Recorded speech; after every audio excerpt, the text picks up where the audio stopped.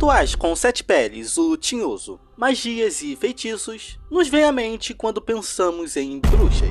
E eu creio que na sua infância muitas coisas lhe assustavam. É claro. Como a loira do banheiro, a brincadeira do Charlie Charlie, o homem do saco e bruxas. Que apesar de hoje em dia provavelmente não lhe assustarem mais, a imagem da bruxa continuou em sua vida, seja em filmes ou lendas urbanas bizonhas. Muito prazer, eu sou o Mad. E assim, tem bruxas filhas da puta, como a Bathsheba do Invocação do Mal, e tem bruxas do bem, como a Minerva de Harry Potter. Tem também os famosos relatos de bruxas reais, caçadas ao longo da história. E algumas dessas lendas são tão absurdas que teve até história de bruxa coisando com o tinhoso. Pelo amor de Deus, cara. Nesse vídeo eu vou te apresentar algumas lendas chocantes sobre essas bruxas. Quer conhecer essas histórias? Pois bem, eu jogo agora uma bruxaria da braba que irá castigar aqueles que não deixarem um like e se inscreverem no canal. Você quer ser amaldiçoado? Não quer, né? Então deixa o like e se inscreve, pô, não custa nada. Antes de tudo, precisamos entender o que é uma bruxa. Eu sei que pode parecer algo óbvio, mas é bom a gente contextualizar. Tradicionalmente, bruxa não é só a moça do RH que não quis me contratar, mas se trata também de um termo usado para descrever pessoas, geralmente mulheres, que praticam magias, feitiçarias ou rituais bizonhos.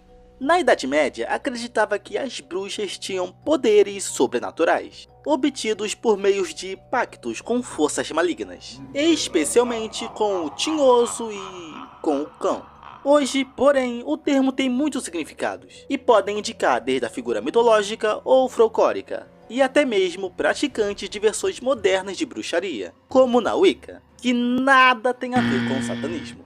A história de Mellyn Merthdore é um pouco triste, pois a própria foi acusada de bruxaria pelas suas próprias filhas. O quê? Não acredito. Casos de família na Idade Média. Mellyn vivia na Suécia, era viúva e foi acusada de sequestrar crianças para rituais satânicos onde conjurava uma mochila de criança. Uau. E quem espalhou essa fofoca bizonha, como eu já disse, foram suas próprias filhas. E a perseguição de bruxas na Suécia havia atingido seu auge. Isso no século 17, especialmente durante o período conhecido como o Grande Barulho, de 1668 a 1676. E Mellyn meio que estava ali nesse meio.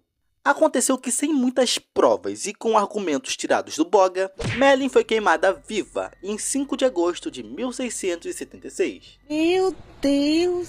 A suposta bruxa, momentos antes, teria se recusado a cumprimentar suas filhas. Por que será, né? E supostamente, Mary teria amaldiçoado as suas filhas, dizendo que iria entregar a vida delas a Satanás. Dizem que, enquanto o fogo consumia seu corpo, ela não gritava e tampouco demonstrava sentir dor. Uma das filhas, um tempinho depois, foi executada por cometer crime de perjúrio, ou seja, supostamente a mãe deu o troco. Em 1692, em Salem, nos Estados Unidos, estava rolando uma zona total. E a treta toda começou quando duas jovens começaram a meio que ter uns piripaques bizonhos, gritando, se contorcendo e os carai a quatro. E os médicos, provavelmente sem saber o que era e para não serem considerados imprestáveis, ou talvez por ego não admitirem que não sabiam que doença se tratava, do nada, afirmaram que as jovens foram vítimas de bruxaria. E bom, 3 mulheres foram acusadas de ferrar com a vida dessas meninas, usando feitiçaria. Tituba, uma escravizada, Sarah God, uma mendiga sem teto, e Sarah Osborne, uma idosa que não frequentava a igreja. Tituba, em particular, assumiu ser uma bruxa, e teria dado uma de X9 acusando outras mais pessoas de também fazerem feitiçaria. Eu sou fofoqueira mesmo, eu sou fofoqueira e eu me assumo. Depois disso, meu irmão, um verdadeiro caos se instalou em Salem, onde mais de 200 pessoas, entre elas homens e mulheres, foram presas ou acusadas de serem bruxas, e ao todo 20 pessoas foram executadas. Algumas bruxas se tornaram bem populares, seja por ter feito algo bem à la Invocação do Mal, ou por relatos de outras pessoas bem cabreiros, já que no passado, muitas das mulheres acusadas de bruxaria eram, na verdade, curandeiras e sábias. Essas mulheres eram respeitadas por seu conhecimento, mas também despertavam o medo e a desconfiança. Então, quando acontecia algo ruim, uma doença, uma morte, uma colheita perdida, era muito comum que as pessoas culpassem essas curandeiras. Então, muitas mulheres dormiam em um dia e acordavam no outro sendo uma bruxa do 71. Que doideira! Catherine Dessier é um ótimo exemplo. Ela viveu no século XVII, na França, em Paris. E supostamente teria algumas habilidades que herdou da sua mãe, também uma bruxa. Certo dia, ela decidiu que iria ajudar na renda da casa com suas habilidades, vendendo poções que prometiam deixar a pessoa mais atraente, tais coisas que eu estou procurando ou precisando. E muitas pessoas compravam essas coisas. Mas tinha um produto que na verdade era venenoso e vendia muito.